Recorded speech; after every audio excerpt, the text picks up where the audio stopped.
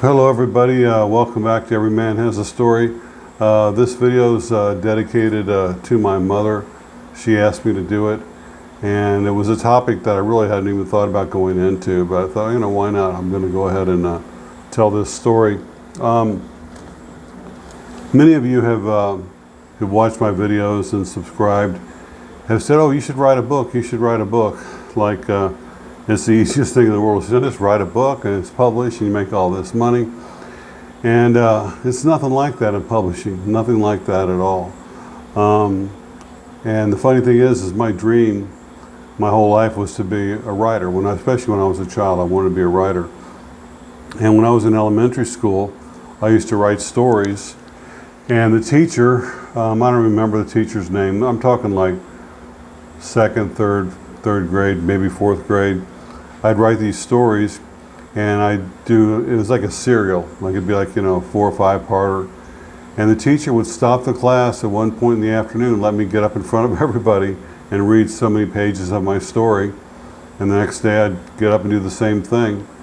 And nobody ever gave me credit for that. Nobody ever patted me on the back or said, oh, that's great, you're doing that. You could be a writer, you could do whatever. It's just like, even in school, the teacher was nice enough to let me do that. I don't even remember how it came about that she, let me come up and do that. It wasn't my idea. I was just a kid. And then I actually wrote plays. And I remember, I'm not sure it was the same teacher or a different teacher, would let me and two of my friends go from classroom to classroom. We'd leave our classroom, knock on the door of another classroom, like this elementary school. And the teacher would come up and say, oh, hello, we've got a play. You want us to come in and do our play for you? And they say, yeah, come on in. They stop whatever they were doing, and we come in and do this silly play, which I don't even remember what it was about. And I'd write these stories as a child, and my mother would type them up. My mother had secretarial training, and so she was a touch typist. And she could take shorthand too. And so I would write these stories longhand and give them to her, and she could read my childish handwriting, and she'd type them up on the Smith Corona, which is a manual typewriter. I'm sure some of you remember those. I used to always envy the way she could just look down at the page and just type like that, like it was nothing, never even make a mistake. And of course, I could use a typewriter if I wanted to. I'd sit in my room and put a piece of paper in there. I love the sound, the clack, clack, clack, clack, clack of the typewriter. But I'd type like 3 words and make a mistake, and I'd type another 3 words and make a mistake. I get frustrated, so I hit all the keys and they'd all get jumbled up together. And it was just frustrating. I couldn't do what she did, and I didn't realize it being a child that you had to go to take typing class for a whole quarter in high school to learn how to do what she did so naturally. And so I remember I wrote one story, which she still has it. She kept it.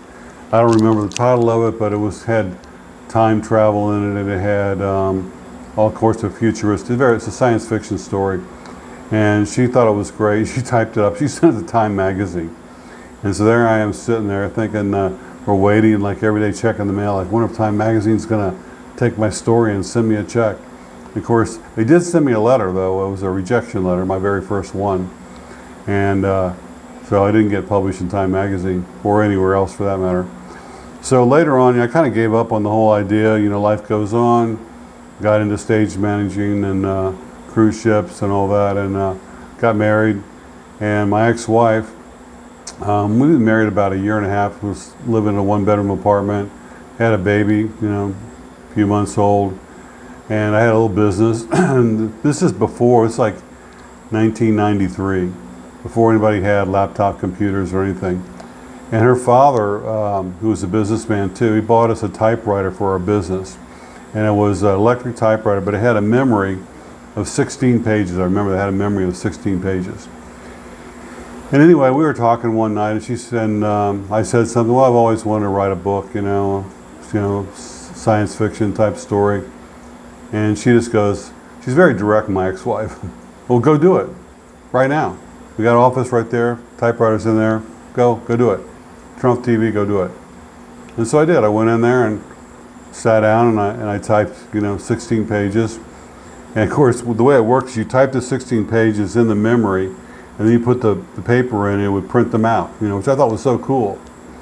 And so it took 5 years to write this book. And It's called the Souls of Dumah. It's still out there. It's on on Amazon. I'll put a link to it.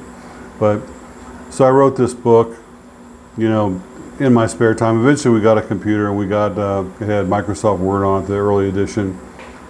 And I would work on this book whenever, you know, I wasn't busy with the baby and the business and everything else that's going on in life when you're a young family.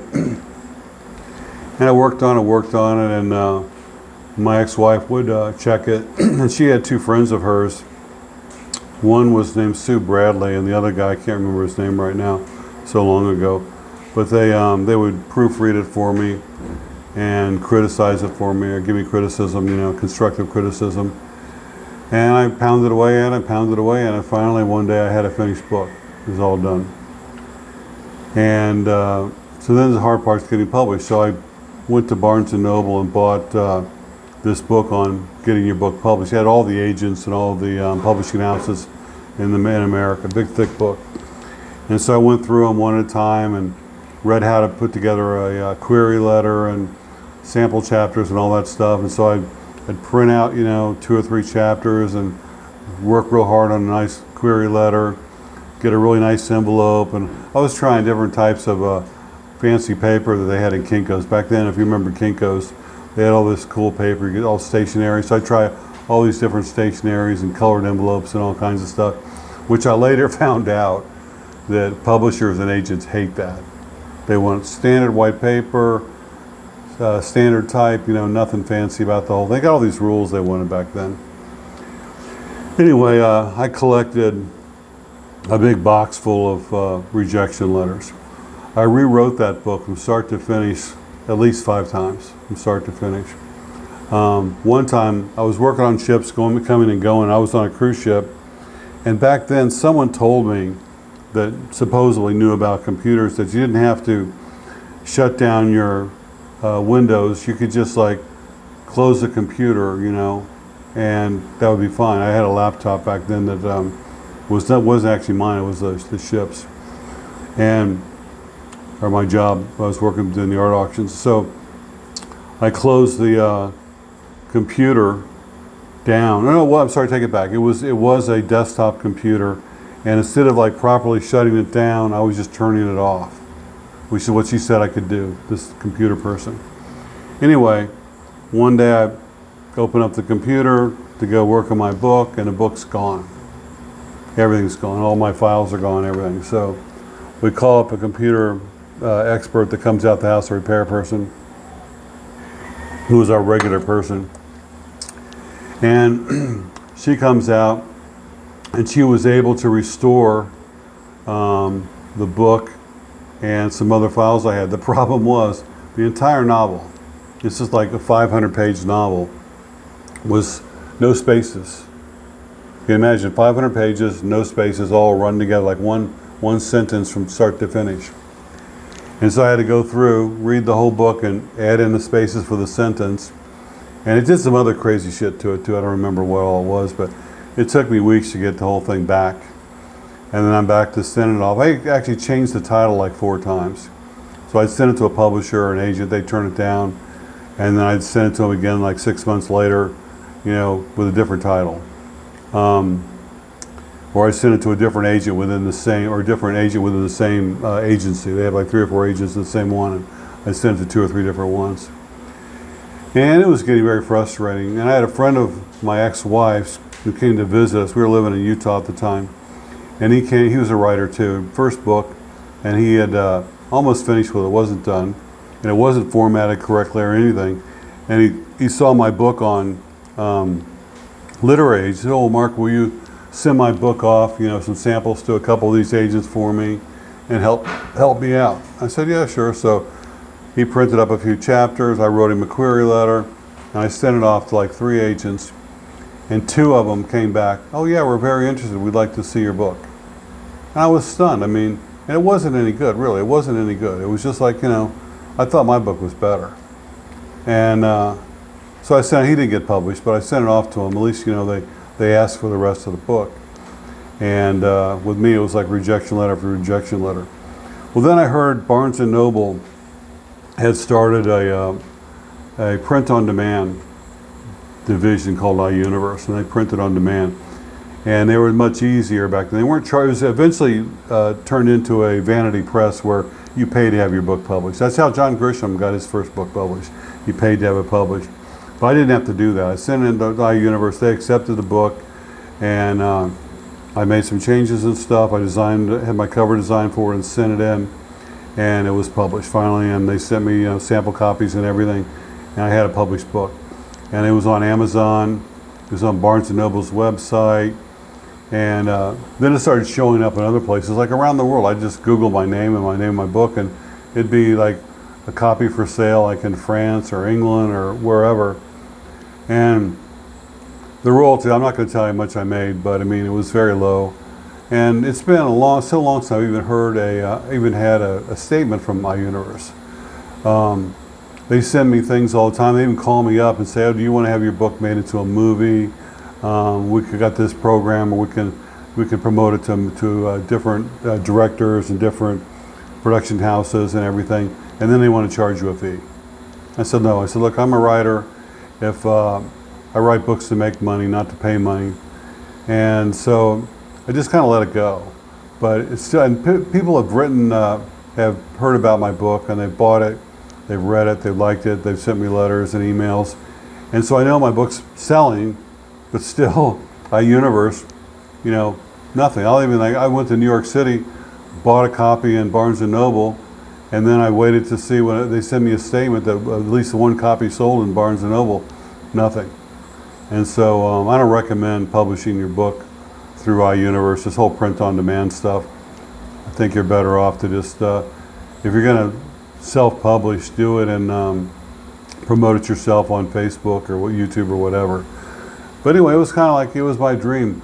I don't know why I never really made it as a writer. I think I had the ability, but I was dyslexic, and I had learning difficulties when I was a kid. And I found out later what happened to me. This is a whole backstory going back, to the beginning. But I was when I was like 5, 6 years old, I was always chewing on stuff, like in my bed. I was chewing on the headboard when I was like 4 or 5 years old, all these teeth marks in the headboard. And I remember getting my father's fishing tackle box, and he had these big lead sinkers. You ever seen these big lead sinkers? And I'd be sitting there, on a chair with a lead sinker, scraping my teeth on it. And if you scraped it, it would get all shiny. And so I'd do the whole sinker until it was all shiny. That's lead, putting lead in my body. And then at my grandmother's house, it was painted with lead paint, and the paint would flake off, and there was all these little chips of paint, laying on the floor or laying on the ground at the base of the house there, And I used to pick those up when I was little, again, 5 years old, something like that. I remember chewing, I didn't eat them, but I put them in my mouth and just crunch them, and then spit them out and crunch them. And you don't know why you do things when you're a little kid. You have no idea, you just do it. And I remember being in school and trying to learn, like, for example, multiplying fractions. And it's just like my whole brain was a blur. I just couldn't understand it. It was just like they were trying to teach me some foreign language or something. I just couldn't get it. And so I had problems in school all the way through high school. And I think I brain damaged myself. I don't blame anybody else. I think I actually damaged myself. And I dated a doctor, a pediatrician, and she had just gotten out of medical school. We dated for a while, and I asked her about it. I said, what's the symptoms of lead poisoning? And she told me, and sure enough, that's what I had. And then I said, well, what can you do about it? And there's really nothing you can do. The damage is done. And I think what happens is your brain kind of works around things like damage. And so, and writing was really good for me, I think, because it helped me use parts of my brain that I wasn't using. And I got pretty good at writing. I've got another book that I finished called Creepers. By the way, the kind of books I write are like Stephen King's supernatural thriller, things like that. Always kind of a supernatural theme to it. And so anyway, I think it was good for me to practice. I learned a lot, writing. I learned how to write a book, how to construct a paragraph and sentence and different things. I think I got pretty good at it. But I think that dream is gone, It's just, you move on. So all of you people out there say, oh, Mark, you should write a book, you should write a book.